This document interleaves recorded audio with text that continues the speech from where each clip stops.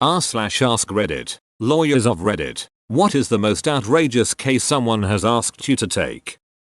I'm not a lawyer, but as a child I was taken into foster care and then returned to my father's custody, so he had custody of me from ages 4-16. When I was 22 he tried to sue me for the costs involved in caring for me for that time, saying that he had no obligation to take custody of me and had only done so to save me from foster care. It was obviously dismissed and I don't talk to him anymore. That's seriously messed up on his part. I remember a story about parents who recorded the cost of raising their only child, food, school, toys, and when he grew up, they demanded that he pays them everything back. At that point he was old enough and had enough money to pay them back, which must have been quite a lot, since raising a child is really not cheap in the long run. He never talked to them again after that. Family law attorney here. I just had a custody case go back to court over eyeglasses. My client didn't like the glasses her ex bought the kid. So stupid. I want to go back to criminal defense. Gang homicide cases had nicer people to deal with than family law. That sounds like something my parents would have gone to court over. Divorced parents. Please remember it's the kid. S. You are really hurting. Not your ex. Please remember it's the kid. S. You are really hurting. The really bad ones know this, but they also know that the best way to hurt the ex is through the kids. A woman called saying that she had a product liability suit involving animal crackers she gave to her daughter. I was thinking it was going to be something to do with food poisoning and keep listening. She explained that when she looked at the crackers, it looked like the monkey was holding its penis. It was a banana. This woman was mortified and ashamed. She said she told all her co-workers and they were very shocked and uncomfortable. I wanted to tell her she was nuts and that they were probably freaked out because you were talking about animal cracker dongs. That's one hung monkey. http://imgur.com/ifmo8vm jpg. What are these? 1080p animal crackers? All the animal crackers I've ever eaten look like animal blobs. I worked on a custody dispute between a mother and grandmother, where both sides were absolutely outraged by the other's claims. The mother was very upset that she was alleged to have been a stripper. I was a prostitute, but I was never a stripper. The grandmother in return was furious that she was alleged to have 21 cats in her 2-bedroom apartment. We only have 17 cats. How dare she flat out lie and say that we have 21 cats. The child ended up living with the father in a different state. Kid dodged 2 bullets. Unfortunately the father was a stripper with 21 cats, who liked to impersonate both the mother and grandmother.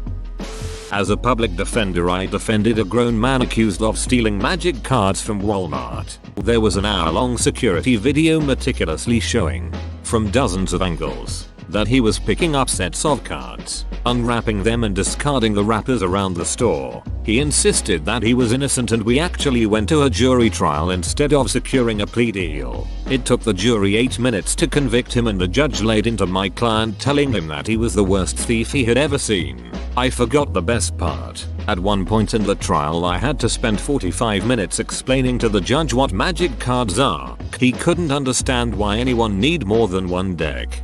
In his defense, not condoning, magic cards are ducking expensive. I do LP, and no joke, I find an average of about 1 empty package of magic cards a day. Well, more like 3 or 4 empty packages every 3 or 4 days. People steal that shit left and right. Pokemon cards too. You would be surprised how many grown-ass adults steal Pokemon cards.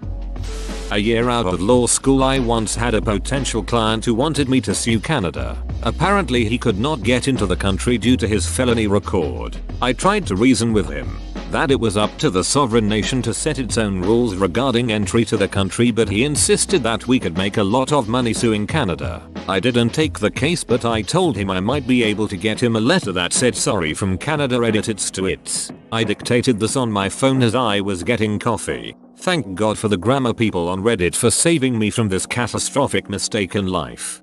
This reminds me of Better Call Saul when that crazy dude wanted to sue the government to make his ranch a sovereign state, or something like that. Saul wanted to take the case because of how many hours he could bill. He needed cash, but then the guy tried to pay him in his own currency he created for his new sovereign state. saying it would be worth billions once they won their case. LMAO. That scene was ducking priceless. Not a lawyer, but my uncle once had a client trying to sue Sears for distributing pornography to minors because he caught his 12-year-old son masturbating to the lingerie section. The Sears catalog, the golden years of print pornography. Kids these days are spoiled with the internet. Back in my day we had to work for the joke. I remember when I first got internet access and I could get onto Sears.com. I had a potential client come in and say that he wanted to sue his uncle for murder. Setting aside the fact that you can't sue someone for murder, I asked him who did his uncle murder. He replied me. I turned the case down. R/shit in our lap. Plot twist. Client was ghost.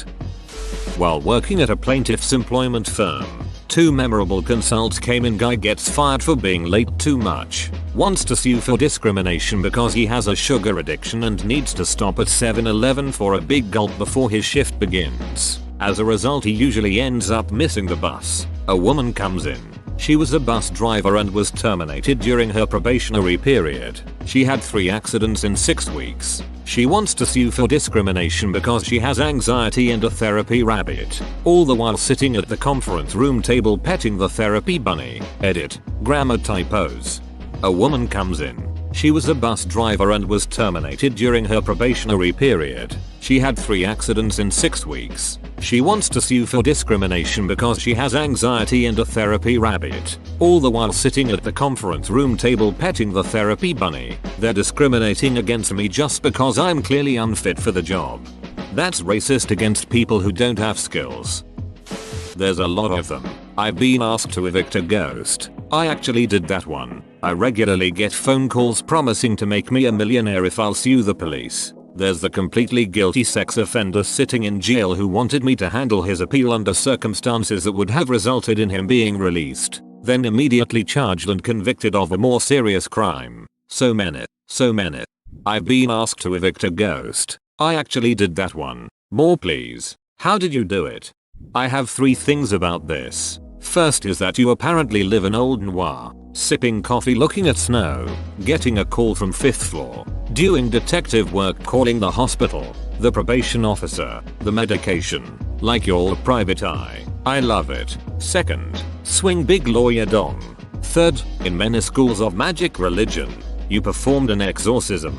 The basics of getting rid of a spirit is essentially to call on a power greater than the spirit which can then have force over them.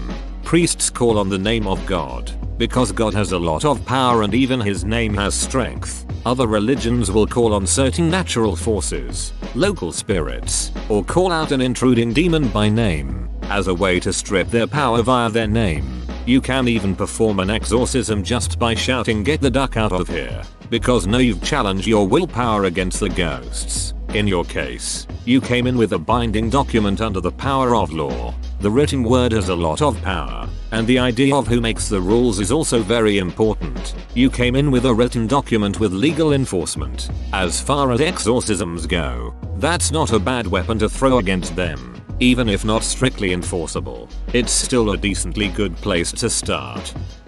The day after President Obama won the election in 2008, I had a potential client cold call for a claim of copyright infringement. He wanted to sue then President-elect Obama for having 7 US flags on the podium during his acceptance speech. I asked him for a registration number so I could verify details and he hung up on me. Edit. Second most outrageous case was a potential client wanted to protect copyright, maybe patent, a Wii sex game that used the Wii controller and Wii Fit. I wanted to take it, but was voted down by the firm. When I told the inventor this, he said, in a resigned voice, "Third time that's happened." I really felt bad for that inventor but put him on to another of my friends who was a solo IP lawyer. Edit 2. Some people are confused about the 7 flags thing, and upon review I can understand. The potential client claimed he had copyrighted the use of 7 flags on a stage for presentations. This is ridiculous and would never have been allowed a registration. But he didn't know that. Likely the potential client was high, drunk, or a scammer. My guess is he wanted to file a lawsuit, then sit down in a boardroom during pre-trial motions and try to settle for a nominal sum.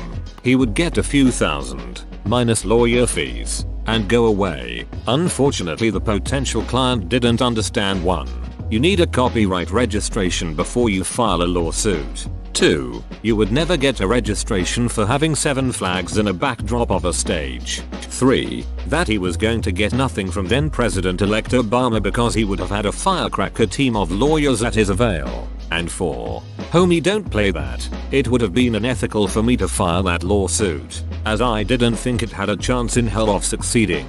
In other words, I thought it was frivolous and didn't want to test local Rule 11 jurisprudence, i.e., receive sanctions, or lose my license. When I asked for his reg number, that was a clue I knew what I was doing, and he bailed. Lawyer in a small town here. I mostly do estate planning, probate, old people stuff, etc. I have a client that sued his ex-wife for not selling the house after the divorce she was supposed to. The judge held her in contempt and asked what he wanted my client to do, and he had her thrown in jail. They are both nearly 80 years old. The client also has something valuable buried on his property for his grandchildren after he dies. I have a sealed letter in my desk that he pays me a goodly sum each month to hold and give to his grandson when the old man dies. What ended up happening to the property? Is the grandson going to have to sneak in, treasure map in hand, and do some midnight digging? The property we threw the wife off of is still in the process of being sold. The man still hasn't died, so who knows what will happen then. He owns 40+ acres out in the middle of nowhere, so I imagine whatever is buried there. The person you wrote about in your story gave me a headache. You'll be hearing from my lawyer if I cannot find one. Would you be willing to represent me? And you know she's still talking about you to this day. That goddamn shit lawyer I had when I sued that contractor. He ducked up so bad that I lost everything. A prospective client once called me to ask if I did personal injury cases because she felt a fall coming on. Criminal prosecutor here. A patrol officer pulled over a driver for some traffic violation. I think failure to signal, after a heated roadside exchange where the driver initially refused to turn over her license. She ultimately relented and thrust the license with undue force into the officer's outstretched hand. The cop charged her with aggravated assault on a law enforcement officer. When asked to justify his actions, he stated that people need to learn to respect the police. We dismissed the charge, apologized to the defendant, and told the cop to never bring us something like that again. I can't recall if Internal Affairs was notified. I work with the police every day, and the majority of them are good people. This guy was a shit. Thank you for making the responsible choice. Many of the prosecutors I've worked with would have laughed and let the charges stand. A woman had cut off her husband's hand maliciously and was facing time and a divorce. She wanted me to help her sue the knife manufacturer for damages. Walking to work at the moment. I could probably let you know a few more if you are interested. Source work and law firm in Cleveland, Ohio. Cut off her husband's hands maliciously. Is there any other way? OP is a liar. All of their posting history is about being a 20-year-old alcoholic undergrad in a fraternity, not a lawyer. I work in patent law, and most of my cases are pretty mundane, small variations on items that you use every day, with enough innovation to warrant trying to profit off of it. Sometimes you get one that's actually innovative, which are the fun cases, but occasionally you get the client that's just a complete wacko. This guy, let's call him Vlad, strides into my office and lets me know he has a spectacular invention that he wants to show me, but that I must keep it secret. Vlad is a heavy-set Russian, the kind you'd expect to see in a gangster movie, with a thick accent to match. I explained that I would be happy to sign an NDA and that confidentiality will be assured. Once he was appeased that his mysterious invention wouldn't be on the front page of the Times tomorrow, he asked me to come out to his office so he could show me. Now, I was a little nervous, given his physique and the secrecy with which he was handling all of this, so I asked one of our clerks to accompany me. I drove the three of us to his office, in complete silence. Any small talk I tried to make was stonewalled. Finally we got to his office building, which thankfully looked to be a legit workspace and not a back alley warehouse as I'd originally feared. He took us to a side office once we got to his floor, and pulled me aside. "This will be my greatest achievement," he whispered, before opening the door with a flourish. In the room there was nothing but a single bright red word painted on the wall. "What is this?" I asked him. He stood over me and gazed directly into my eyes. Breathing. I call it the serious tag. OP forgot to put one. You mother ducker. Feels like I got rickrolled. https://en Wikipedia. Org weekly lawsuits against God. Ernie Chambers didn't have this case, but Ernie Chambers actually tried to bring a lawsuit against God. It was dismissed because God couldn't be notified because he did not have an address. So you can't sue a homeless person? Edit. Guys, you can stop explaining it to me now. What are you going to win?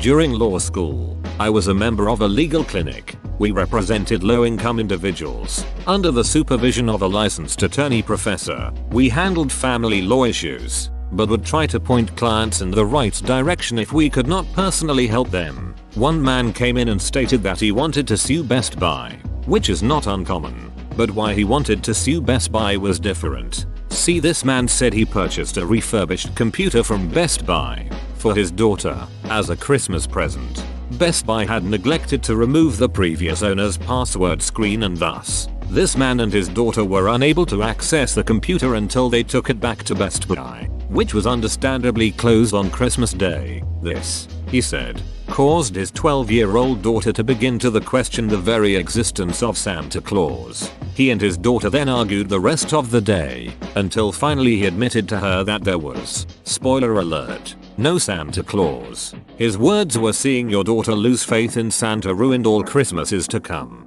He also claimed that now his daughter was a real bitch since she had stopped believing in Santa Claus. What was more interesting is the amount of damages he requested. He stated he believed that Best Buy owed him at least $25 million because Christmas was ruined. His daughter will never believe in Santa again, and now he has to deal with her being a real bitch now. I did not believe he had any type of recourse against Best Buy for inadvertently demolishing his daughter's belief in Santa. But even if I did, our clinic could not help him.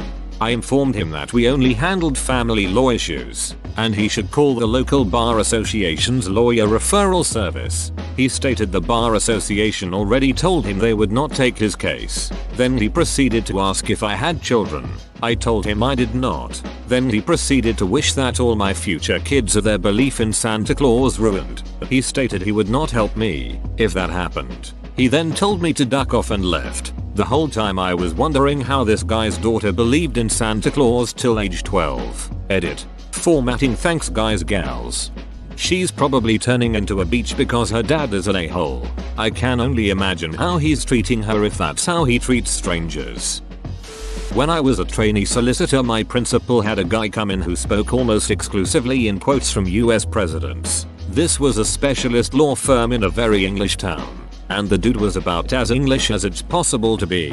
Tweed suit with leather elbow patches English. He wasn't initially anything to do with me, but half an hour into the initial meeting my principal wandered into my office totally exasperated, which I'd never seen before, and she said, paraphrasing here, "Crow eggs, you're a patient man. Find out what this batchet loon actually wants. It'll be a good first case evaluation for you to handle by yourself."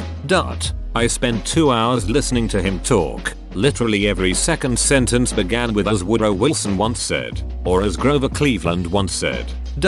He even managed to quote Taft. I mean, even the craziest of crazy doesn't quote Taft. It's Taft for Christ's sake. Anyway, after 2 hours I explained how much the meeting was costing him even though I was just a trainee. And he visibly sagged and said, all blurted out like a naughty child, "I poured bleach on the roots of my neighbor's tree and it fell into my greenhouse. Can you make him pay for the repairs?" I gently explained why that wouldn't work, and he cried. So I called the loveliest secretary in the firm who made him a cup of tea and sat with him until he went home.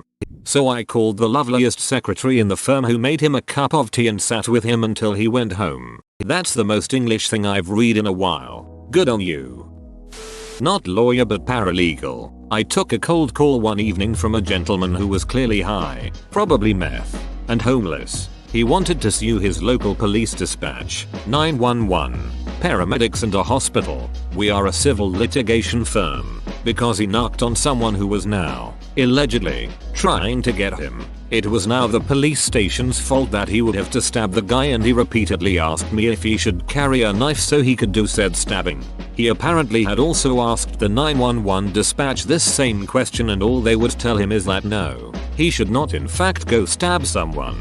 Also asked if he should go stab the other guy before he had a chance to get him. He then wanted to come hide at our office while keeping his knife and deciding where to go stab the other guy. Definitely most surreal phone call of my life thus far. And before it's asked, no, we didn't report the situation to anyone. We are in a large city and he said his location was up north. Did not give us his name and we don't have caller ID. Very old boss. Hates technology because he can't understand it. So we really didn't have anything to give the police as far as useful information. Fun times. Hidden in there, he actually had an interesting legal question regarding self-defense. He knows someone's going to kill him. The police aren't helping, and he wanted to know exactly what proactive steps he could take in the direction of his own self-defense before breaking laws. Too bad he couldn't communicate that question too well. It is my understanding that if you have someone attack you using deadly force, you can reciprocate. You can't stab someone for punching you. You cannot go stab someone because you think they might come for you. I mean, you can. You'll just have a murder charge. Edit: I apparently didn't phrase myself correctly this morning on my commute in. Punching you was intended to mean a singular sucker punch, not someone beating your ass. If someone is beating your ass, then yes, you may stab them with my blessing, and I'm sure that of law enforcement and the DA. If someone runs up and just punches you once, then yeah, still super don't think you can get away with stabbing them. Maybe one time, but at least where I'm from and the situations I'm familiar with, once they have been disarmed as a threat, i.e., lying on the ground covered in their own blood from getting a stab wound, you cannot then continue to stab them. The term hits the ground is used. I would also be hard pressed to believe that if someone makes a threat to you, I would assume he learned of this through a third party. Otherwise the guy would have gotten taken down then, but maybe that's just how I think. That justifies actual deadly force. From the sounds of some of your states, I'm truly terrified and don't want to travel the country. I got a call from a client I had represented in the past, wanting me to help out her son. He and his girlfriend wanted to get married, but she was under 18, so she needed permission from her parents, and they wouldn't give permission. We chatted about it for a while and then she told me it was an urgent matter, because the girl was pregnant. I said, wait, how old did you say she was? Mom said 14. I said, and how old is your son? Mom said 20. I said, you need to immediately hire a criminal defense lawyer to help you with this. And then I had to explain to her why her son had a bigger problem than not being able to get married. Edit: this was in the southern US. In this situation, there was an extremely high chance that the son could be charged with statutory rape and child molestation. I didn't look up the laws, so I don't know if her being pregnant would have allowed them to get married without consent. Open bracket. Even if they did get married, he could still be charged. They never called me back, so I don't know for sure what happened. But I knew the family and I don't think I ever saw the son's name pop up on any court dockets. So I guess it all worked out in the end and nobody made a fuss about him knocking up a 14-year-old. Not a lawyer yet. I'm in my last semester of law school and about to take my last ever law school final today. As a law student, you have the option of doing a lot of low-level pro bono work. I was at a family court as part of a project to help abused women get restraining orders against their abusers. To look loyally, all of us law students dressed up in suits. Family court tends to be filled with pro se fears, people representing themselves. So, anyone dressed in a suit starts attracting all of the people who don't want to deal with the issues themselves. Since hey, they look like a lawyer, this one gentleman came up to me and my partner, another law student, asking us if we could help him file a restraining order against his girlfriend because she wrote on her Facebook wall that he had a small penis, which he assured us wasn't true. He also wanted to get a restraining order against a different ex-girlfriend because she took some of his clothes and things when they broke up and he wanted them back. He also wanted to get a restraining order against his brother for beating him up when he was a kid. He was in his 30s. Edit: thanks everyone for the encouragement. The admin final went well. One more tomorrow. And to anyone else in finals, you've got it. To the people saying he could get an order for libel, Probably not. Libel requires showing of harm and that would be a pretty tricky thing to prove, especially in the state we are in. Furthermore, getting a temporary restraining order through a family court is a little goofy. Also, the conversion claim. Yes, that's technically true, but what the guy described was maybe $50 max of clothing. A restraining order would not solve that problem, and sadly it would be hard to capture the rambling bizarre speech patterns of this gentleman. Edit 2. For the record, the program was called CAP, Courtroom Advocates Project. Whoa, you made it to the end? You're a ducking beast. I'll cut you a deal. Smash like and subscribe for more curated content, bruh. It's free and that's a great price.